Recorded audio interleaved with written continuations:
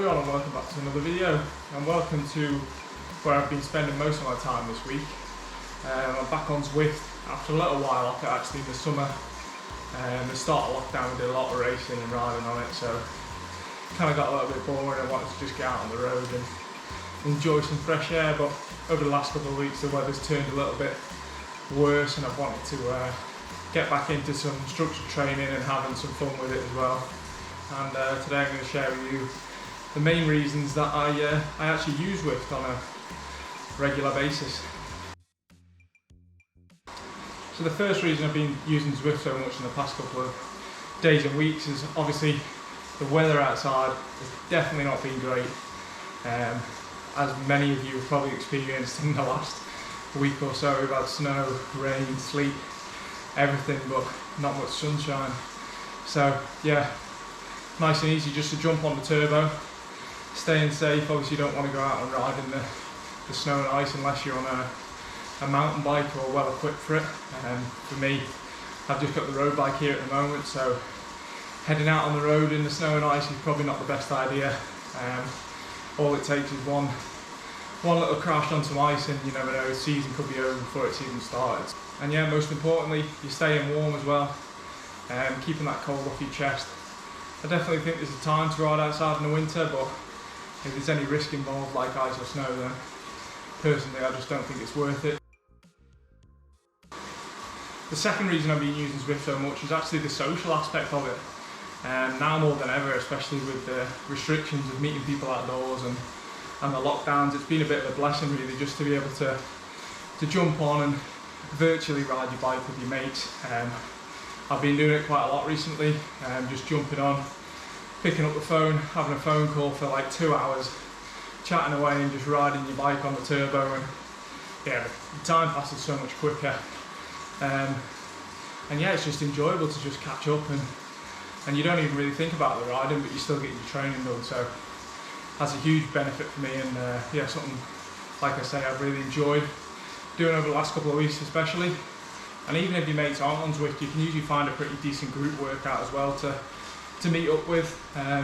For me, I've been doing some bigger rides the last few days, so I've been trying to find some longer ones like 100k, but still they'll take you about 2.5 hours. But being in that bubble and that group, firstly it gives you a time that you need to get on the bike by, and the time will just fly by when you're on there, because subconsciously you're just thinking about your little things like your positioning in the group and stuff like that to get you around nice and comfortably. Yeah, you don't really think about the training session, but you're still getting it done. And for me, yeah, it just takes the mental stress and fatigue out of it, and you just get that 3-4 hours done on a turbo trainer without thinking about it.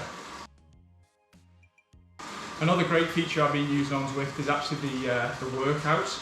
So apart from the groups and your meetups, you've also got the training sessions as well. So if you've got a specific workout to do, yeah, it just puts it up on the screen for you, and it's dead easy to see and concentrate on when you're doing those hard efforts. But also you can pick from one of the ones that are on the Zwift app as well. They have a big selection of like the Zwift Academy workouts and other stuff like that you can adjust to your own FTP and get stuck into them as well, which has been quite enjoyable. I actually did the Matt Heyman Roubaix one the other day, which was yeah, tasty to say the least. But yeah, I've enjoyed using them, just mixing it up a little bit as well, and especially for anyone who's got a limited time frame, they'd probably be very, very useful. So the fourth one is actually the first thing that kind of attracted me to Zwift 3 or 4 years ago now, when I first subscribed, and that was the competitive side of it and the racing. For me, turbo training and riding the turbo was always kind of about just doing specific efforts, getting them done and getting off really, and spending a limited amount of time on it. Obviously Zwift has changed that over the years, being kind of more immersive and being able to do longer rides on there. But yeah, the racing side of things, I mean, I've done it a lot the last couple of years, especially the start of lockdown with our team BONT Cycling as well. We did a lot of Premier League races and stuff like that, which was really good, especially when we were craving racing on the road and stuff like that. It was just a good outlet to get stuck into and yeah, keep that competitive spirit up. I've not really done that much Zwift racing yet this winter. I'll probably do it a little bit more going into February and March. It's something that I'd maybe think about bringing to the YouTube channel as well. If you'd like to see more stuff about Zwift or maybe some live streams of racing, then let me know in the comments below. But yeah, the racing side of Zwift is obviously a big draw for me. I mean, it's nothing like racing on the road, but at the same time it does bring out the competitive spirit within us. And yeah, I do enjoy them.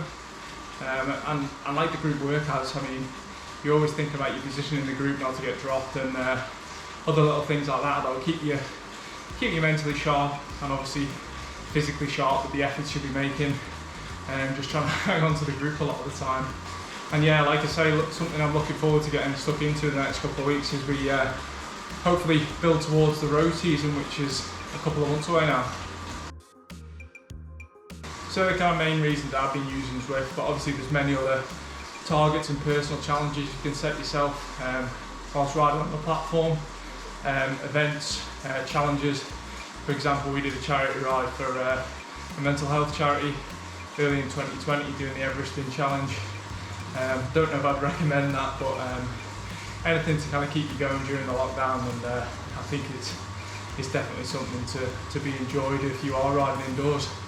So obviously there is other alternatives aside from Zwift. BONT Cycling, for example, they do a free subscription, I think, and obviously there's the old school option of just writing some efforts on your stem and getting it done and staring at the garage wall. But yeah, for me, kind of the ease and enjoyment of Zwift is definitely my personal preference. As far as pain caves go, this isn't one of the most glamorous ones that you're going to see on Instagram. Just tucked up in the corner of the kitchen. Obviously got the smart trainer close to a door for some extra ventilation. Little fan over there, and phone for music that connects to companion app and my BoomPod headphones. Got my laptop for the Zwift. Some strong coffee to get me started. Plenty of water, of course, you're going to need that when you're on the turbo. Hand towel. I always have a bit of a hand towel just to wipe away the sweat. But apart from that, that's pretty much it. So obviously your setup can be a lot simpler and cheaper than the one I've got here. You don't necessarily need a smart trainer, you can just get a bog standard stationary trainer as long as you've got a speed sensor or a power meter on your bike, which you can usually pick up for less than a couple of £100. You could be up and running on Zwift for a relatively cheap budget, and definitely if you're limited on time or you don't want to go out in the bad weather, then for me, I think it would be definitely worth the investment. Then when you're on Zwift, or if you're already on there, don't forget to be courteous to other users. Drop them a wave, give them some kudos. Don't drop your mates on all the climbs. Make sure your weight's set correctly because you're not cheating anyone with that one. And yeah, if you ever fancy a ride, add me on Zwift, we can always go for a spin in Watopia. But for now, I'm going to finish off this session. Hope you enjoyed this video, thank you very much for watching. And if you have any questions about Zwift, drop them in the comments below and I'll do my best to answer them.